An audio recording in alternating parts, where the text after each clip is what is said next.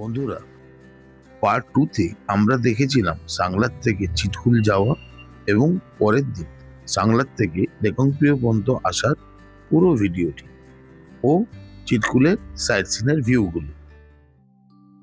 Part 3-তে আমরা দেখতে চলেছি কল্পা এবং তার আশেপাশের সৌন্দর্য ও টোটাল কল্পার বিবরণ।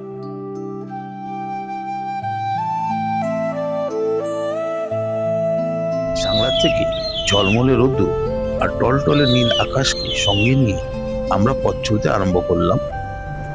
এরই সঙ্গে সাক্ষী করে রাখলাম কিন্নর হাইওয়ে বা NH5-কে আমাদের সঙ্গে। বন্ধুরা, বলে রাখি, সারা পৃথিবী কঠিন বা দুর্গম যানবাহী রাস্তা হিসেবে এক সুখ্যাতি বা কুখ্যাতির তকমা এই রাস্তা পেয়েছে। পাহাড়ের কোল কেটে এইভাবে যে রাস্তাও হতে পারে সেটা এই কিন্নর হাইওয়েকে না দেখলে বোঝা যাবে না।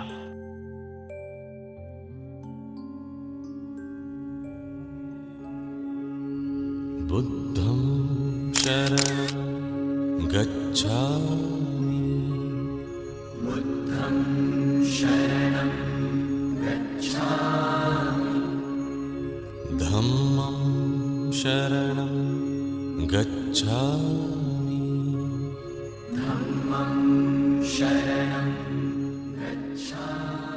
আমরা এসে পৌঁছলাম রেকংপিও ট্রাফিক মোড়ের কাছে। এটা বুঝতে আমাদের কারোর অসুবিধা হলো না যে কল্পা কেন এত শান্তির জায়গা, যেখানে গৌতম বুদ্ধ শান্তির বার্তা নিয়ে প্রবেশদ্বার আগলে রাখে। সেই এলাকা তো শান্তির হবেই। কল্পায় হিন্দু আর বৌদ্ধ দুই ধর্মের লোকই একসঙ্গে বাস করে, আর আমরা জানি এই দুই ধর্ম সারা পৃথিবীতে সবসময় শান্তির বার্তা পৌঁছায়। কল্পা যাওয়ার আগে রেকংপিও হচ্ছে সব থেকে বড় বাজার। এইখান থেকে আমাদের হোটেল বা প্রায়শ কল্পার সব ভালো ভালো হোটেলগুলোই 22 কিলোমিটার থেকে 25 কিলোমিটার দূরে। কল্পায় আমরা 2 রাত্রি থাকবো, তাই কিচেনে যে যে সামগ্রীগুলো না নিলেই নয় সেগুলো নিয়ে আমরা হোটেলের দিকে রওনা দিলাম। কল্পার মূল আকর্ষণ হলো কিন্নর কৈলাস। দেবাদিদেব মহাদেবের বাসস্থান হিসেবে 5টি কৈলাস চিহ্নিত। কিন্নর কৈলাস তাদের মধ্যে একটি। উচ্চতা হিসেবে পঞ্চকৈলাসের মধ্যে তিব্বত চীনে অবস্থিত কৈলাস পর্বত সবার প্রথম ও হিন্দু, বৌদ্ধদের বা জৈনদের মান্যতা অনুপাতে ওটি হলো মহাদেবের আসল নিবাসস্থান। তার সঙ্গে বলে রাখি, বাকি 4টেই কৈলাস ভারতে অবস্থিত এবং উত্তরাখণ্ড বা হিমাচল মিলিয়ে আছে। চলুন এক ঝলক সবকটি কৈলাসের দর্শন করুন।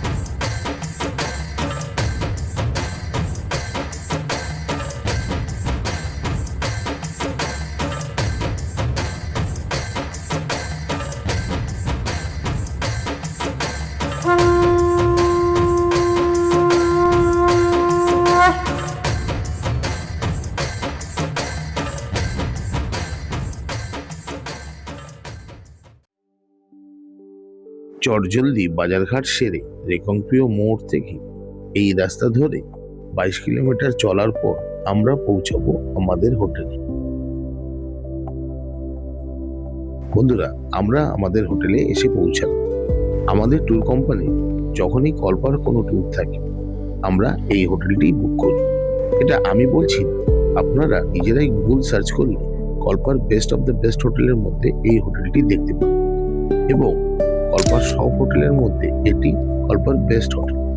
আমি বলছি না, আপনাদের আমার কথাই বিশ্বাস করতে হবে। আপনারা নিজেই দেখে বলুন, আর কিছুক্ষণ বাদ গেস্ট নিজের রিপার্কেশন নিজের মুখেই বলবেন।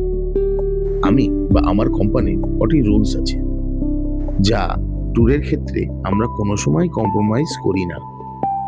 সেগুলি হলো ভালো হোটেল, ভালো খাওয়া দাওয়া, ভালো যানবাহন এবং সমস্ত স্পট ঘুরিয়ে সঠিক পরিষেবা দেওয়া। আমি বলছি না যে আমি বা আমার ট্যুর কোম্পানি 100% সার্ভিস দিতে পারি। হ্যাঁ, তবে এটা বলতে পারি আমাদের পক্ষ থেকে অন্তত 95% সার্ভিস দেওয়ার চেষ্টা বা মানসিকতা আমরা নিয়ে চলি। তারপরেও যে 5% কি বাকি থাকে, সেটা ঠিক একটি বাড়ির প্রধানের মতো, যে সবকিছু করার পরেও বাড়ির সকলকে খুশি করতে পারেন না।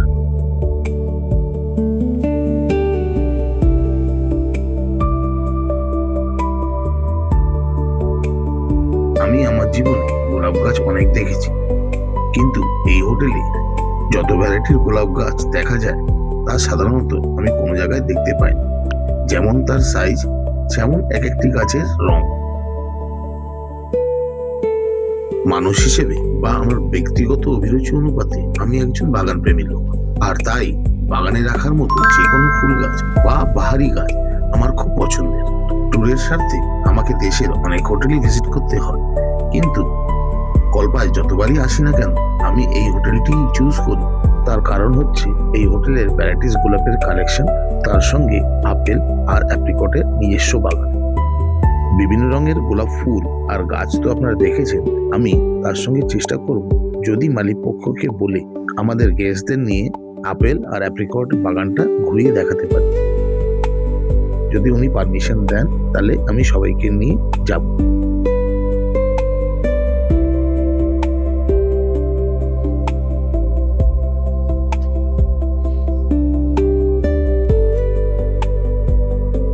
আরো বলে রাখি, এই হোটেলটি আমার বুক করার পিছনে একটি স্বার্থই জড়িয়ে থাকে।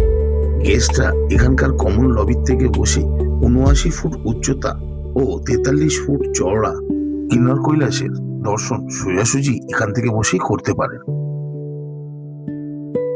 বন্ধুরা, এক্সপিডিশন নেক্সট এর ব্যানার দেখে ও আমাদের ভরসা করে যে গেস্টরা এই ট্যুরে এসছেন তাদের মুখ থেকেই আমাদের ট্যুর সম্বন্ধে তাদের মন্তব্য ও বক্তব্য কি শুনেন। আমরা প্রত্যেকেই কোনো ট্যুরে যাওয়ার আগে একটু সেই জায়গা বা ট্যুর সম্বন্ধে একটু স্বপ্ন দেখে থাকি, আর ঠিক সেই কারণেই আমাদের এই গ্রুপ ট্যুরে আসা গেস্টরাও কিছু না কিছু স্বপ্ন তারা দেখেছিলেন। সেই জন্যে চলুন তাদের মুখ দিয়ে শুনি তারা কি স্বপ্ন দেখেছিলেন আর এই ট্যুরে এসে কি কি পেলেন। তার চেয়েও মজার বিষয় হলো আমাদের ব্যানার সম্বন্ধে যে বক্তব্য বা মন্তব্য ভোট হিসেবে পেলাম তা কোনো প্রলোভন বা টাকার বশে নয়, উল্টে গেস্টদের থেকে টাকা নিই। তাই আমরা যদি সত্যি প্রকৃত অর্থে ঠিক কাজ না করতাম, গেস্টরা এরকম মন্তব্য নিশ্চয়ই দিতেন না। না, কেমন লাগছে? খুব সুন্দর, অনির্বচনীয়। হোটেল সম্বন্ধে হোটেল তো এক্সেলেন্ট। আমরা যত চেয়েছি তার চেয়ে আরো অনেক অনেক বেশি পেয়েছি।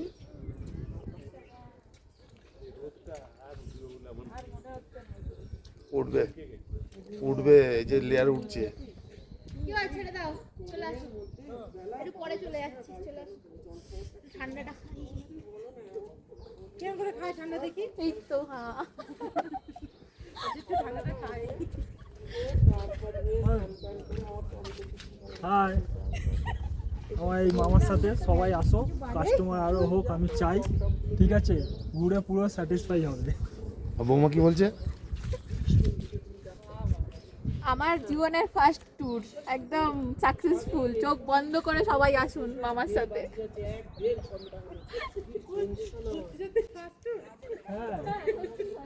প্রত্যেকটি ট্যুরে আমি আমার ডিএসএলআর ক্যামেরা, ড্রোন ও ছবি তোলার অনেক রকম কিটস সঙ্গে নিয়ে যাই। তার মূলত একটাই কারণ, প্রত্যেকবার বিভিন্ন জায়গাকার প্রকৃতি, আবহাওয়া ও গেস্টদের ছবি আমার ল্যাপটপে স্মৃতিবন্ধ করে রাখার জন্য। তাই এখন সামনে থাকা কিছু গেস্টের ছবি আমি তুলে আপনাদের দেখাচ্ছি।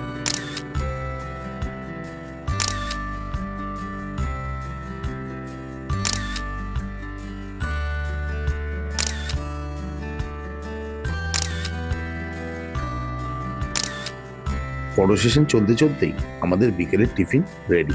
আমাদের শেফরা আজ বিকেলে বানিয়েছে তিরঙ্গা মোমো। সাধারণত বাইরে আমরা সাদা মোমোই খাই, তাই প্রেজেন্টেশনের জন্য আমি বলে করে তিরঙ্গা মোমো করিয়েছিলাম। This is our Indian flag momo, celebrating in Kinnaur. সবার জন্যে আমরা মিনিমাম 6 পিস করে চিকেন কর্ন মোমো, সঙ্গে 1 বোল চিকেন স্যুপ আর নিজেদেরই বানানো রেড চিলি গার্লিক সস ও কফি ছিল আজকের মেনুতে। আর যারা চিকেন খান না তাদের জন্য ভেজ পনির মোমো আলাদা করেই করা হয়েছিল, সঙ্গে ভেজ স্যুপ। পনেরো সস দাও। তাই সবার থেকে কিছু আলাদা করে প্রেজেন্টেশন করাটাই এক্সপিডিশন নেক্সটের মূল উদ্দেশ্য। প্রথম দিন থেকে আজ 14-15 বছর বাদ আপনাদের আশীর্বাদকে সঙ্গে নিয়ে এক্সপিডিশন নেক্সট এই কারণেই এগিয়ে চলতে পারছে। আপনাদের ভরসাই আমাদের ব্র্যান্ড, বা বলতে পারেন সম্পদ।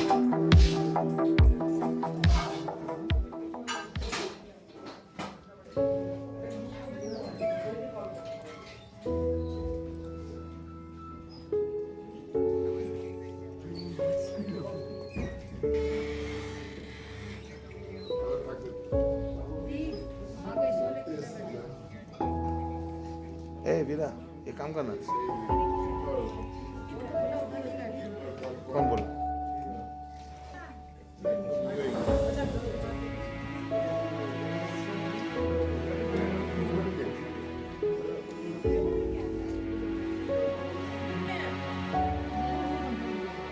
আচ্ছা এই বলছি ওই চলে না যায় মামারা, আবার কবি তুলতে তোলে যেতে হবে।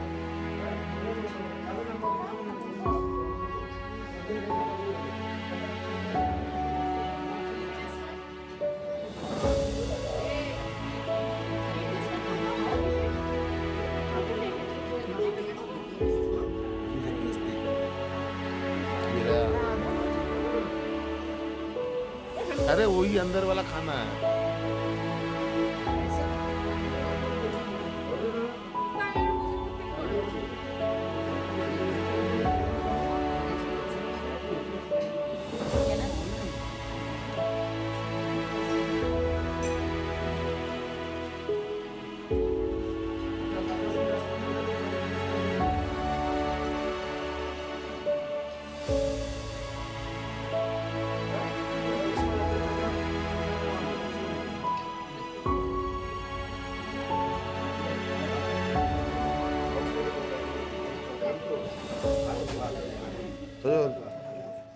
কেমন লাগছে?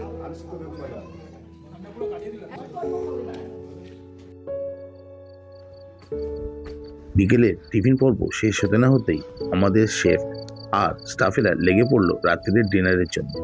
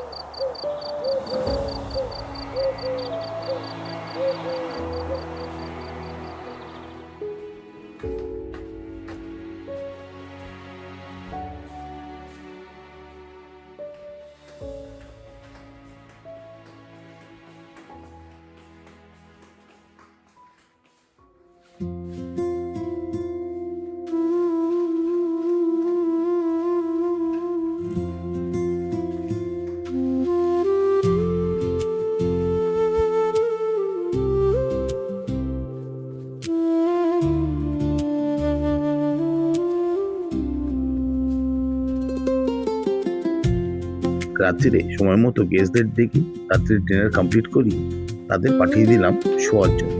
কারণ পরের দিন সকালবেলায় আমাদের কলপার লোকাল সাইট সিন কভার করার ছিল।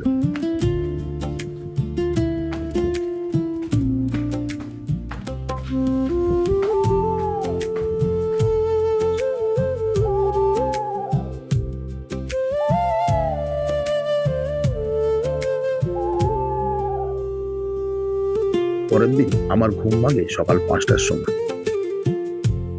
সূর্যোদয়ের সঙ্গে মহাদেবকে প্রণাম করব বলে হোটেল রুম থেকে বেরিয়ে আমি লবিতে গিয়ে কিছুক্ষণ দাঁড়াই। আর ঠিক সেই সময় আমার দেখা হয় হোটেল মালিকের সঙ্গে। সেও এই হোটেলের ওপর দিকে নিজের বাড়িতে থাকেন।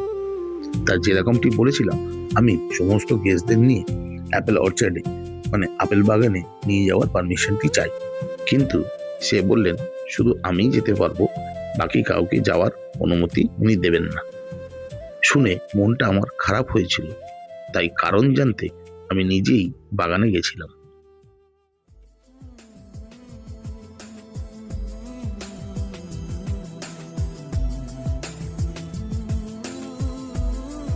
বন্ধুরা, দেখা হচ্ছে তাহলে পরের পার্টি। আমি জানি যে আপনাদের আঙুলের মাথাটা হয়তো একটু ব্যথা হবে, কিন্তু যদি ভিডিওটা ভালো লেগে থাকে তাহলে দয়া করে লাইক, কমেন্ট আর আপনার প্রিয়জনদের একটু শেয়ার করে দেবেন প্লিজ।